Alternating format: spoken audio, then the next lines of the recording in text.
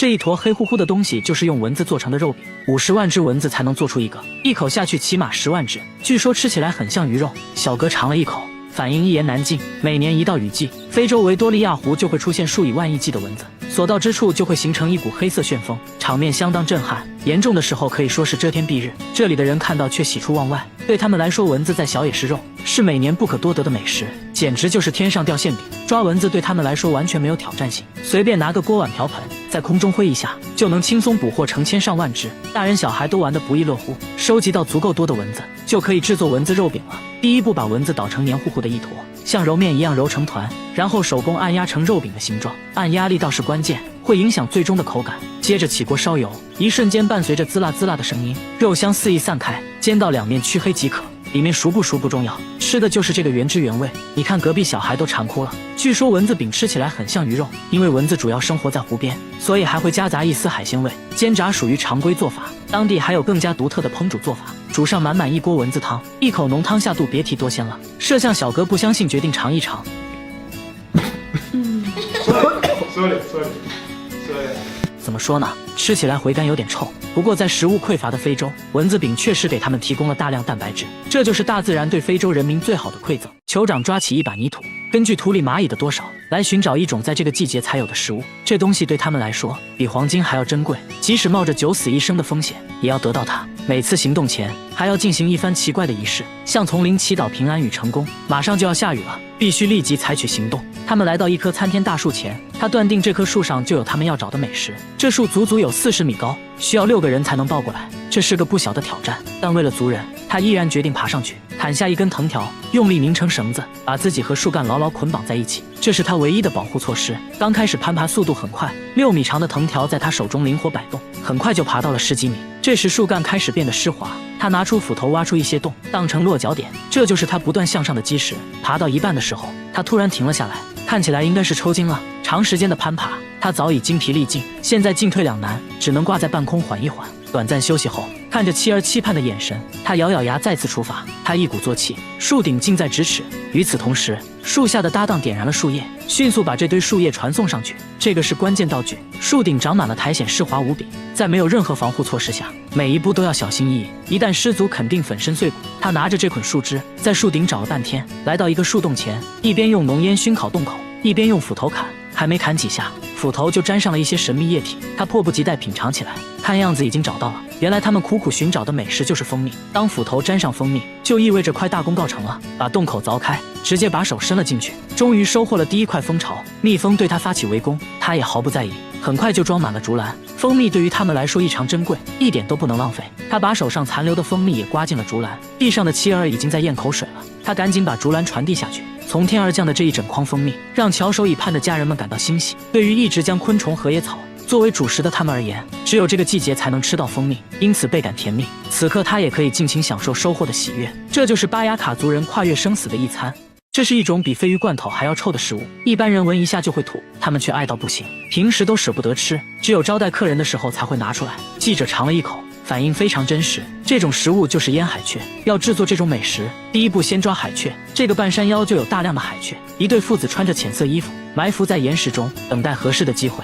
他们的工具就是一张网，等海雀靠近，直接用大网一搂，就能轻松捕获一只。没一会就收获了上百只。现在海雀有了，要完成这道美食，还需要一张海豹皮。海雀不需要任何处理，直接带毛往海豹肚子里装，装满后再排出里面的空气，把海豹肚子缝合起来，缝合口均匀涂上海豹油脂，防止长蛆，然后把它埋在岩石下面，不留任何间隙。接下来经过6个月的发酵，就形成了著名的烟海雀。取出来可以看到，海雀保存得非常完整，看着很新鲜，不过味道实在令人上头。他们迫不及待地想要品尝。拿出来的海雀直接拔毛，从拔毛的轻松程度就可以判断海雀是否已经发酵成功。拔毛后对着屁股猛吸一口，把已经发酵腐化的内脏通通吸出来，一股浓汤下肚，咸味加腥味再加纳豆混合下水道的味道，他们却吃得津津有味，越吸越上瘾，根本停不下来。他们甚至还说吃起来有点甜。记者忍不住尝了尝，说还可以接受，不是很臭。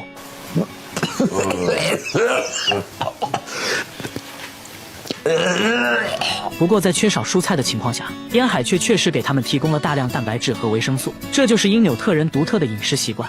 22岁小伙每天在背包里装一袋沙子，走到哪都带着，家里米缸内也装满了沙子。吃饭时他从袋子里掏出来一些，抓上一大把就往嘴里塞，吃得一脸享受。这就是他今天的主食。吃完还张嘴让大家检查了一下。他说沙子吃起来口感很脆，还有点甜。怕大家不信，小伙还想让一旁的大叔试试。大叔也不含糊，抓起一把就要往嘴里塞，接着露出了关怀智障的眼神。妈的，这不神经病吗？小伙说每天带一袋沙子，是为了能随时随地给自己补充能量，一旦困了累了就要吃，吃上一口整个人都精神了。他没事就去工地吃自助餐，工地上的沙子新鲜可口，品类多量还大，这种红沙是最好吃的。不过今天吃起来感觉有股骚味，有点奇怪。他转头又来到另一堆沙子前，看起来好像是新品，还真没吃过。抓起一把先尝尝咸淡，总结下来，白沙比较咸，红沙比较甜，根据周围小动物的多少，味道也会有所变化。不过说起他吃沙子的原因，却很令人心酸。小时候他家里很穷，3天饿9顿的，饿得实在受不了了，就想着吃沙子来缓解。这一吃不要紧，意外打开了味觉新世界，就这样还吃上瘾了。大家千万不要模仿哦。大爷只是给挖掘机轮胎打个气，却引来一群人围观，都不可思议地看着他。只因大爷有个绝活，用嘴给轮胎充气，竟然比打气筒还好用。家里的暖水袋被他当成气球吹，几下就能吹爆。他平时就用肺活量检验暖水袋质量，被他吹爆的暖水袋不计其数。平时出门都随身带着一个橡胶软管，看见没气的车子，他插上管子就是一阵吹。大爷只有一个信念，只要有他在的地方，绝对不允许没气的情况。大爷说这都不算什么，还有更厉害的，他可以给卡车轮胎充气。大家决定做个实验，一边用打气筒，一边大爷用嘴吹，看谁能把轮胎吹爆。比赛开始，大爷这边轮胎肉眼可见的变大，一旁7个成年人轮番用打气筒，但轮胎的鼓起程度还不如大爷用嘴吹得快。5分钟后，大爷已经把轮胎吹得硬邦邦，一旁的轮胎却还是扁扁的。很明显大爷赢了，但他却并不满意，说要升级挑战，把一个铁架子放在轮胎上，上面又站了20个小伙子，他要在负重的情况下把轮胎吹爆。但不得不说，咱们中国的轮胎质量属实不错。大爷吹了10分钟，硬是没吹爆。大爷倒也没太往心里去，表示不会停止挑战自己。这不，今天他就想要挑战极限，吹挖掘机轮胎。很快就引来一群人围观，大家都觉得不可能成功，大爷却气定神闲，坐着吹了几下，轮胎竟然纹丝不动。很明显，这次挑战确实不一般。只见他站起来半蹲马步，稳扎稳打的吹，轮胎终于有了点起色。毕竟是挖掘机轮胎，吹到一半的时候最困难，几口下去轮胎也没啥变化。大家不停给他加油打气，大爷擦了擦汗，接着青筋暴起，一阵猛吹，终于把轮胎吹了起来。大爷一脸傲娇地说，自己才66岁，还能再吹他个10年，只要有我在的地方就不允许出现打气筒。大姐每天洗澡必须穿着自制的铠甲，洗一半的时候就要站在马桶上，说这样做是为了保命。家里堆满了各种杂物，在家只能爬行，所有东西都用塑料袋包着，屋顶也蒙上了大片的塑料，边边角角还包上了锡纸。大家都非常不理解。跟他来到卧室，大姐终于放松下来，摘掉了帽子，这才发现帽子是用区别针做成的，看起来足足有几万个，戴起来非常重。大姐就这样戴着帽子生活了10年，她到底在躲避着什么呢？大家建议她脱掉铠甲生活，大姐显得非常担心，犹豫再三，决定脱下来试试。没过1分钟，她突然把头埋在毯子里，显得非常焦虑，说自己疼得受不了了。接着快速穿上了铠甲，这才慢慢平静下来。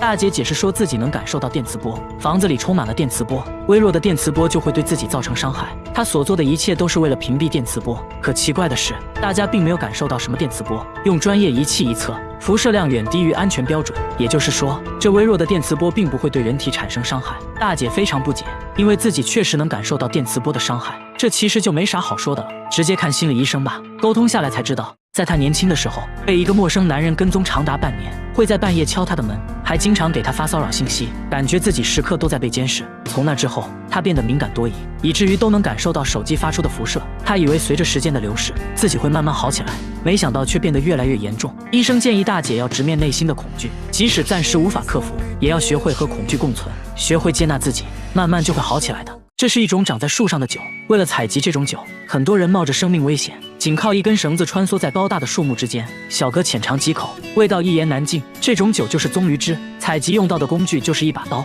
和一个装酒的容器，顺着用椰子壳绑定的节点，一点点往上爬，来到树冠后，将棕榈树花序头部切开，把罐子套在花序顶端，来回敲打几下，用来刺激汁液分泌。敲击手法和力度会影响流出汁液的多少，几个小时后就能收集到少量的棕榈汁。为了能快速收集到棕榈汁，他们不会爬上爬下，而是把棕榈树用绳子链接起来，采完一棵树，顺着绳子就来到了下一棵，要装满1桶棕榈汁。他们一次至少要采集10棵树，一天就要采集2次，把刚采集的棕榈汁经过过滤，等它自然发酵，放几小时就成了棕榈酒，闻起来有一种很淡的酒味，喝起来酸酸的，好处就是很利尿，因为棕榈汁含有糖分，所以也可以用来熬糖。把收集到的棕榈酒过滤一遍，在路边等着收酒的小贩上门。这种酒非常抢手，一手交钱一手交货，今天的付出得到了回报，这就是斯里兰卡菜酒人的生活。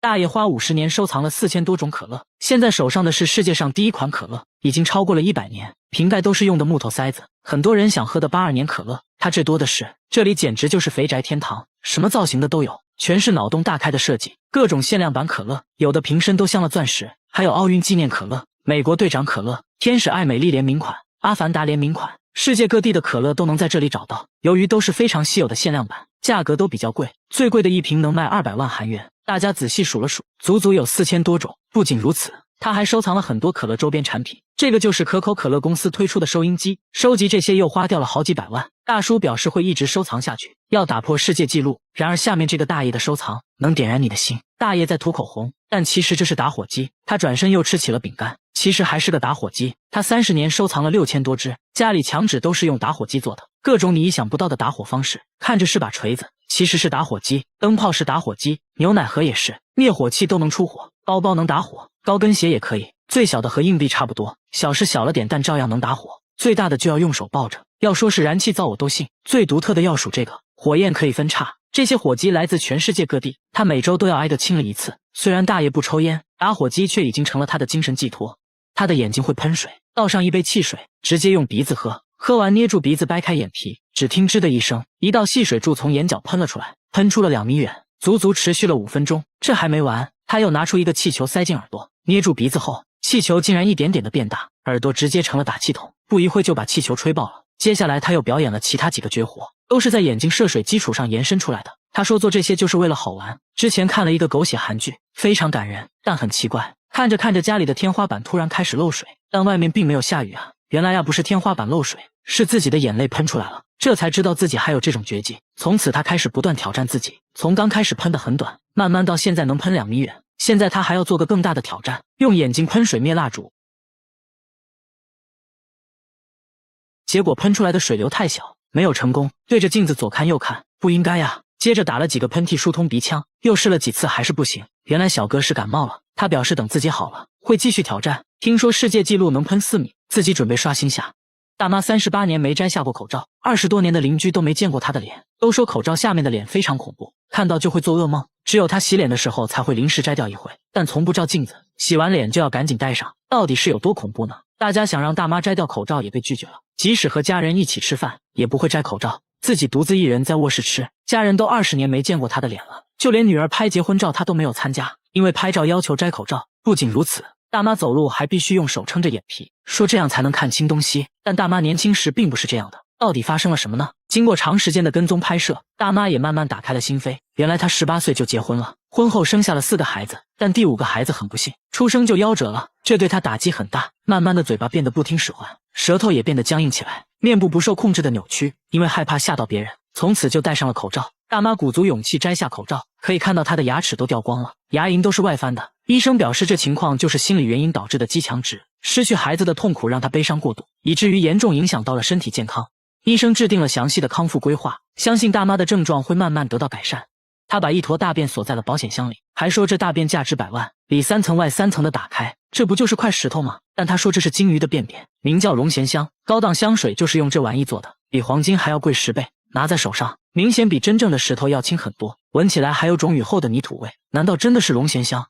大便是在自家养鱼场发现的，他本来以为是块石头，随手扔水里竟然飘了上来，长这么大哪见过这情况？上网那么一查，和网上说的龙涎香非常像，这不一夜暴富了吗？朋友们都觉得这是真的，但村里老人表示，他们这地方根本就没出现过金鱼，哪来的金鱼大便啊？说再多都没用。接下来直接找专家，专家说龙涎香其实是金鱼体内的一种结石，非常稀有，可能100只金鱼里面都不一定有一个。接着对着大便一阵猛闻，还做了简单的测验，无论是颜色还是质地都非常符合，初步判断这可能就是龙涎香。接着对其取样化验，大叔满怀期待，离财富自由越来越近了。然而一番分析后，结果却显示这并不是龙涎香，只是一块在海上漂浮很久的塑料泡沫。大叔的宝贝瞬间一文不值，妻子安慰大叔，但大叔反手就撒了一波狗粮，你才是我的臭宝呀。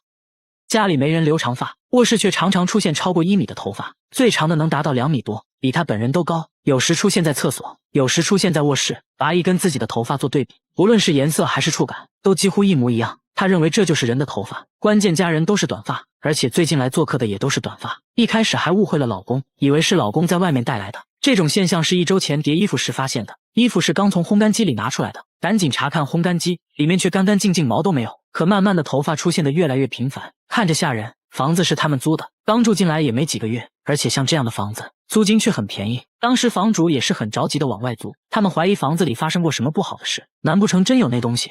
摄像小哥才不信，带着毛发找到专家，专家研究半天，说从厚度和质地来看，确实跟头发非常相似。接着又放在显微镜下这么一看，结果显而易见，这并不是头发，而是一种线头，应该就是衣服上的一些缝线。接着妻子检查了所有衣服，果然在一件西装上抽出了一模一样的线头，长度也完全吻合，又是虚惊一场。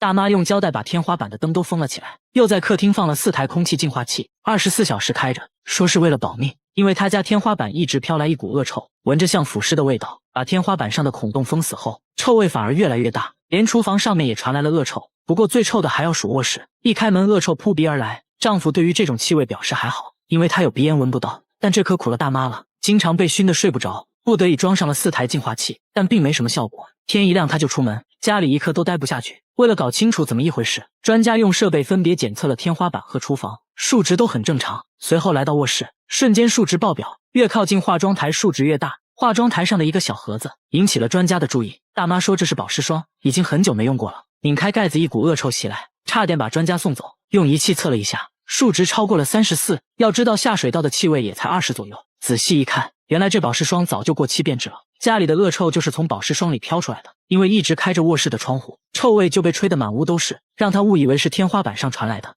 大妈只是在家种了一个盆栽，却引得植物专家纷纷上门参观，只因这盆栽实在不一般，一夜就能长高20厘米，10多天就长到了3米。大家架起摄像机对着植物顶端，一夜过去了，植物肉眼可见的疯狂生长。据大妈介绍，这盆栽大有来头，前段时间她做了个手术，出院后就遇到了一个怪和尚，什么都没说，就把这植物送给了她。说来也是奇怪，自从这植物来到家里，大妈身体也在一天天好转。大妈觉得这一切都是盆栽带来的，认为她肯定是被高僧加持过。从那时起，大妈每天精心照料，浇水都用山泉水。刚开始她只是冒了一个小尖尖，没想到10多天竟然疯长到了3米。她现在就想知道这东西到底是啥。专家看到这景象也觉得不可思议，因为当地环境不利于它生长，长成这么高非常罕见。说这是一种墨西哥植物，名叫龙舌兰，这根长长的就是它的花茎，最终可能会在顶端开花，据说每30年才会开一次，而且环境要非常适合。但韩国的冬天太冷了，可能无法等到开花的那一刻。最后专家还说了一个残酷真相，龙舌兰一生只开一次，那就是一旦开花，也就意味着它的生命到头了。大妈显得很伤感，专家说可以采集到种子进行播种繁殖。大妈又恢复了笑容。1个月后，令人意想不到的是，龙舌兰真就开花了，艳丽的黄色花朵看起来好像一把火炬，上面还泛着光，蜜蜂都被吸引来了，最终高度也达到了3.6米。全村男女老少齐聚一堂，都想来沾沾好运。据说龙舌兰开花就能实现愿望，众人纷纷点赞许愿。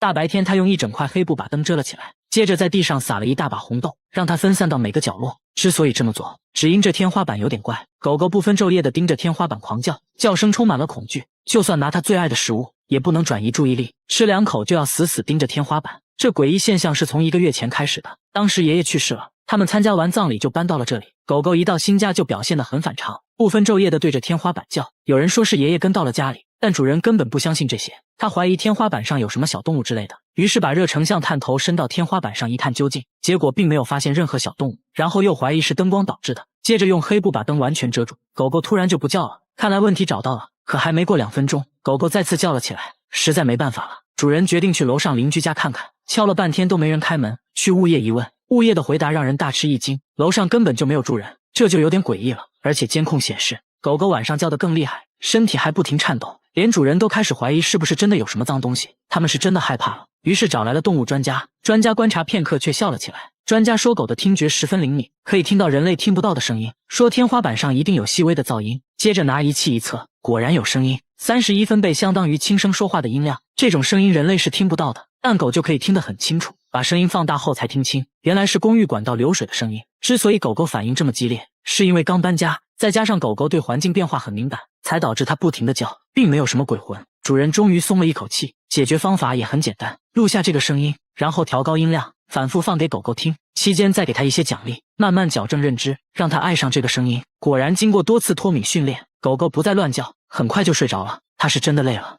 这对情侣为了减肥，每天吃过期发霉的食物，对他们吃的泡面和马桶分别采样检测，结果泡面比马桶还脏，细菌含量是马桶的几十倍，他们却毫不在意。放了半个月的米饭已经发霉变质成了一坨，这个时候吃味道刚刚好，加点发酸的灵魂配菜，那小味一下就上来了。再来上几勺发霉的番茄酱增加口感，臭豆腐汁也得来点，最后加上过期的酸奶，使劲搅拌均匀，一份元素周期拌饭就做好了。那味道简直比下水道还夸张，两人却吃得津津有味，边吃还边笑，说味道还差点。这还没完，饭后水果更夸张，外皮发黑腐烂的香蕉成了首选，表皮已经渗出了粘稠汁液，对他们来说这种成熟度刚刚好，说吃起来像巧克力。吃完香蕉还不过瘾，接着拿出了发霉的橘子，说女朋友最爱吃发霉的部分，说着就开始撒狗粮。节目组看不下去了，给他们准备了一桌正常人吃的饭菜，他们只是闻了一下就连连摇头。他们说吃变质的食物主要是为了减肥，因为这样更容易催吐。他就是用这种方法从200斤减到现在的128斤，女朋友也是从140斤减到了90斤，听起来简直匪夷所思。大家带他们来医院，通过内窥镜检查后发现，他们都患有严重的胃溃疡，如果继续吃的话，很可能会发生癌变，所以用这种方式减肥是不可取的，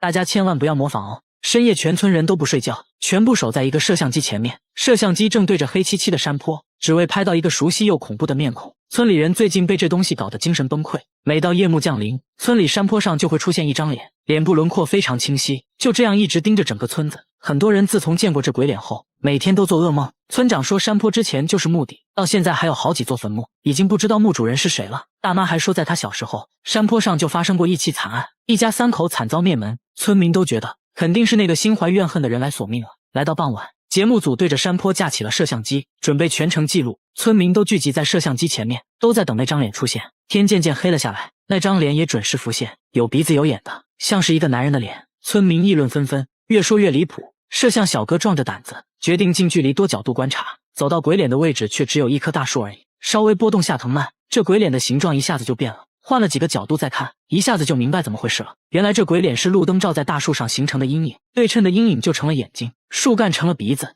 藤蔓就成了脸的轮廓，一切都是错觉而已。知道真相的村民终于松了一口气，说现在看起来更像是一张笑脸，感觉可爱多了。他在厕所偷偷安了监控，正对着马桶和面盆，看到了让人哭笑不得的一幕。晚上等一家人睡着后，厕所就会传来咕呱咕呱的怪声，打开灯却什么都没有，窗户都安装了防盗窗，根本不可能有东西能进来。这怪异现象搞得一家人精神崩溃，半夜都不敢上厕所。有次主人半夜实在尿急，蹑手蹑脚的来到厕所门口，就看到一个小黑点闪过，从面盆一水孔钻了进去。这下主人更怕了，拿着录到的声音求助专家。专家一听却笑了，给他出了一招，在水龙头上绑一条面包虫，把这东西调出来。主人壮着胆子乖乖照做，完事只需要守着监控静静等待。没一会，厕所就传来了一声咕呱的叫声，只见有个黑黑的东西在众目睽睽之下从面盆里钻了上来，仔细一看竟然是只树蛙。难道一直发出怪声的就是它？树蛙对着面包虫若有所思，也不知道在想什么，接着一口吞了。没成想虫子绑得太紧，尝试了几次都没吃到，又灰溜溜地钻进了面盆。关键它家在9楼，这树蛙是怎么爬上来的呢？虽然树蛙会爬墙，但靠它自己是不可能爬到9楼的。楼上楼下的邻居都问过了，也没人养树蛙。专家研究半天，说树蛙只可能是从外面人为带回来的。问了一圈，主人说前段时间从乡下拿回来很多白菜，准备做泡菜。专家一拍脑袋，说树蛙很可能就藏在了白菜里，阴差阳错就蹦到了面盆里。现在重要的是赶快把它解救出来。把面盆拆下来，刚切开一个洞，树蛙就跳了出来，小小的一只，非常可爱。大家决定先暂时把它养在家里，等春暖花开时再让它回归自然。这个公寓的住户凌晨4点必须起床，然后捂着耳朵站在墙角，也并不是他们想起床，而是被一个怪声吵醒的。每到凌晨4点，整个公寓就会传来敲门声，有时声音又像小孩在楼顶玩玻璃球的声音。物业也试图找到声音来源，关闭了所有能产生噪音的设备，但声音仍然存在。现在反而变本加厉，什么奇怪的声音都会出现，公寓住户都被搞得精神崩溃。这个大妈就受不了了，长期折磨让她患上了神经衰弱，现在只能在外面租房住。大家偷偷安装了监控，想看看到底有多夸张。一到凌晨4点，震耳欲聋的声音把摄像小哥都吓一跳，噪音高达90分贝。要知道地铁站的噪音才81分贝而已。大家发现用铁锤敲打瓷砖的声音和这怪声很像，怀疑是有人故意这样做的。到底是什么人会一直制造这种声音呢？犯罪心理学家表示，半夜发出这种声音能影响人们的生活，这可以让他内心得到莫大的满足。这种人就是心理变态。大家决定找到这个罪魁祸首，准备了10多台监控，蹲守在大楼各个角落，结果几天下来，这怪声突然神秘消失了。大家猜测，这个制造噪音的人已经害怕了。其实没必要再调查了。1个月后，节目组回访，物业表示，自从节目组开始调查后，声音就没再出现过。这下大家都能安心睡觉了。一群男人在尼姑庵偷偷安了监控，正对着寺院里的一座荒废电梯。男人还趴在电梯口左看右看。这群人并不是变态，只是这电梯有点怪。晚上等师太们睡着后，寺院里的电梯就会传来怪声。师太说这怪声是1个月前开始的，接着拿出了自己录到的声音。这声音像是有什么活物在叫，但他又不敢肯定是什么。说来也是奇怪，师太每次打坐念经的时候，声音就会立马停止。这东西好像很害怕念经，关键这是佛门禁地，怎么可能会有那种东西？师太心里还是有点怕呀，每晚都会安排人念经到天亮。这东西胆子也是越来越大。有次师太吹口哨，他竟然还回应了起来。关键这电梯已经荒废7年了，内部都是积水，到底是什么东西能在这种环境下存活1个月呢？大家决定把相机伸到下面一探究竟，结果左看右看，除了一潭死水和一些电器设备外，里面啥都没有。接着又把相机伸到水下，还是一无所获。师太想用吹口哨的方式来召唤他，这次未能如愿，下面没有任何回应，还是静悄悄的。那现在咋办呢？大家决定拆电梯，接着又把水抽干了。摄像小哥壮着胆子爬了下去，环顾四周没发现任何活物，真是见了鬼了。就在大家快要放弃的时候，一只树蛙跳了出来，难道一直发出怪声的就是它？专家把录到的声音和树蛙的声音做了对比，确认这怪声就是树蛙发出来的。之所以叫声和平时有区别，是因为电梯里的这只正处发情期，所以刚开始才没听出来。师太终于松了一口气，你别说，现在看起来这小东西还蛮可爱的，那就留在寺院念经吧。大妈有床不睡，偏偏在卧室搭了个帐篷，睡觉前还要用拖把敲几下天花板，因为家里每天都会发生毛骨悚然的事，早上就会出现上万只死蜜蜂，足足能装满一个垃圾桶。然而更多的蜜蜂像疯了一样往屋里钻，就好像屋内有什么东西在吸引着它们一样。一到晚上更夸张，整个天花板都会传来嗡嗡嗡的声音，用拖把敲几下才会消停一会。这可苦了大妈了，每天都会被蛰伤，实在没办法，她直接在卧室搭了个帐篷睡。可奇怪的是，邻居家却从没出现过蜜蜂，这么多蜜蜂到底是哪里来的呢？大家了解一番，怀疑蜜蜂是从附近山上来的，但蜜蜂为啥偏偏选择来他家呢？到底是有什么东西在吸引着它们呢？大妈说之前在外墙孔洞处发现过蜜蜂进出，赶紧找人把洞堵上了。从那以后，每到晚上天花板就会传来嗡嗡的声音，大妈怀疑上面有个蜂窝，堵住的那个洞口应该就是蜜蜂的出入口。现在它们都被困在了天花板里。天色已晚，大家决定明天再来研究。可第二天奇怪的事情又出现了，死掉的蜜蜂突然就变少了，而且天花板也静悄悄的。这一夜到底发生了什么？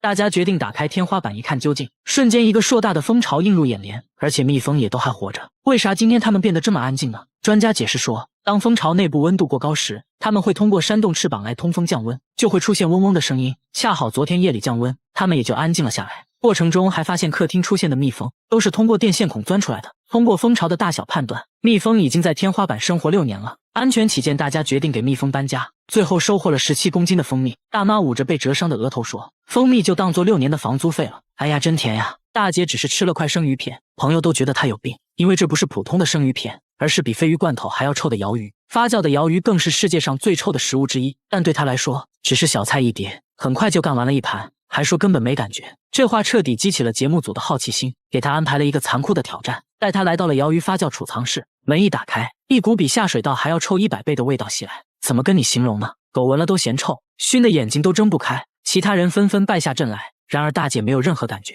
主动贴着鳐鱼闻了又闻，甚至情不自禁舔了几口，说一点都不臭。那么好，挑战继续升级，大家又给她准备了冰醋酸，浓度是普通醋酸的45倍。然而大姐还是没有任何感觉，节目组算是彻底服了。一问才知道，这并不是什么超能力。大姐说自己嗅觉异常，根本就闻不到任何味道，所以才不会觉得臭。说起来还是挺心酸的，这给她的生活也带来了很多障碍。做饭常常会放入过量的盐和辣椒，冰箱里的食物坏没坏，自己也无法从气味中分辨，只能尝了才能确定是否过期。但最严重的是，她经常会忘记关燃气，天然气泄漏自己也毫无察觉。大姐说自己如果恢复了嗅觉，最想闻的就是鳐鱼的味道，想知道什么叫做臭。抱着最后一丝希望，大家带她来到大医院。医生说大姐的嗅觉功能已经完全丧失，属于先天性缺陷，是无法恢复的。听到这些，大姐却并没有很伤心，说自己已经习惯了，闻不到气味并不完全是坏事。她现在是养老院护工，平时工作就是帮老人换尿布之类的，因为闻不到气味，所以工作起来很轻松，自己也很喜欢这份工作，把缺陷变成优势。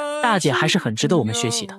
这是一种长在树上的酒，为了采集这种酒，很多人冒着生命危险，仅靠一根绳子穿梭在高大的树木之间。小哥浅尝几口，味道一言难尽。这种酒就是棕榈汁，采集用到的工具就是一把刀和一个装酒的容器，顺着用椰子壳绑定的节点，一点点往上爬，来到树冠后，将棕榈树花序头部切开，把罐子套在花序顶端，来回敲打几下，用来刺激汁液分泌。敲击手法和力度会影响流出汁液的多少。几个小时后就能收集到少量的棕榈汁。为了能快速收集到棕榈汁，他们不会爬上爬下，而是把棕榈树用绳子链接起来。采完一棵树，顺着绳子就来到了下一棵。要装满一桶棕榈汁，他们一次至少要采集10棵树，一天就要采集2次。把刚采集的棕榈汁经过过滤，等它自然发酵，放几小时就成了棕榈酒。闻起来有一种很淡的酒味，喝起来酸酸的，好处就是很利尿。因为棕榈汁含有糖分，所以也可以用来熬汤。把收集到的棕榈酒过滤一遍，在路边等着收酒的小贩上门。这种酒非常抢手，一手交钱一手交货。今天的付出得到了回报，这就是斯里兰卡菜酒人的生活。